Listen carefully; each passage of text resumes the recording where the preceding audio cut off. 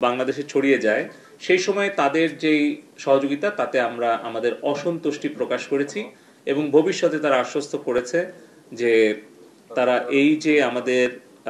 প্রাণহানি হয়েছে, সম্পদের ক্ষতি হয়েছে, তার কারণে তারা দুঃখ প্রকাশ করেছে। ফেসবুক, ইউটিউব এবং টিকটক তিনটা জনপ্রিয় সামাজিক যোগাযোগ মাধ্যম, তাদেরকে আমরা ইমেল করেছিলাম বিটিআরসির পক্ষ থেকে যে আজকে 31 জুলাই তাদেরকে লিখিত মৌখিকভাবে আমাদের জবাব দেওয়ার জন্য যে বাংলাদেশের সংবিধান, বাংলাদেশের আইন এবং তাদের যে নিজস্ব কমিউনিটি স্ট্যান্ডার্ড সেটাকে তারা মেনে বাংলাদেশের সাইবার স্পেসে তারা কি তাদের কার্যক্রম পরিচালনা করতে চায় নাকি তারা এগুলোকে অমান্য করে ভঙ্গ করে তারা এটা পরিচালনা করতে চায়। তো সেইটার জবাব প্রথমে টিকটক দিয়েছিল এবং আজকে টিকটকের প্রতিনিধি শারীরিকভাবে উপস্থিত হয়ে মৌখিকভাবে সেটা ব্যাখ্যা দিয়েছে এবং তারা আমাদেরকে আশ্বস্ত করেছে যে এই বর্তমান পরিস্থিতি স্বাভাবিককরণের জন্য, আইন শৃঙ্খলা রক্ষা করার জন্য এবং বাংলাদেশের নাগরিকদের জীবন রক্ষা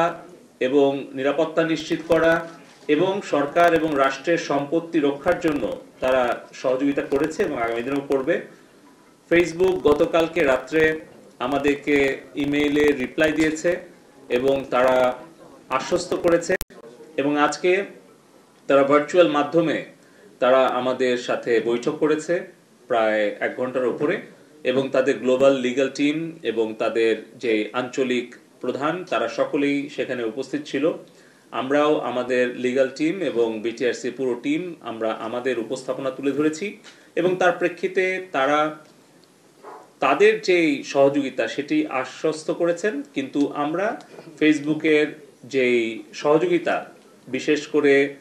16, 17 এবং 18 তারিখ যখন আসলে মূলত সহিংসতা পুরো বাংলাদেশে ছড়িয়ে যায় সেই সময় তাদের যেই সহযোগিতা তাতে আমরা আমাদের অসন্তুষ্টি প্রকাশ করেছি এবং ভবিষ্যতে তারা আশ্বস্ত করেছে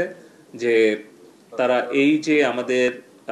প্রাণহানি হয়েছে, সম্পদের ক্ষতি হয়েছে, তার কারণে তারা দুঃখ প্রকাশ করেছে এবং আগামী দিনে আরো আন্তরিকতার সাথে কাজ করবে এবং তাদের যে রিসোর্স, ফ্যাক্ট চেকিং কিংবা তাদের এআই টুল ব্যবহার, এই সকল বিষয়ে কিছু দুর্বলতা আমরা তুলে ধরেছি যে তাদের দিক থেকে এই প্রক্রিয়াগত যে দুর্বলতা আছে, প্রযুক্তিগত দুর্বলতা আছে, আমাদের কাছে কি মনে হয় সেটা আমরা তুলে ধরেছি, সেটাও তারা অনেক অংশে মেনে নিয়েছে। ইউটিউব তারা লিখিতভাবে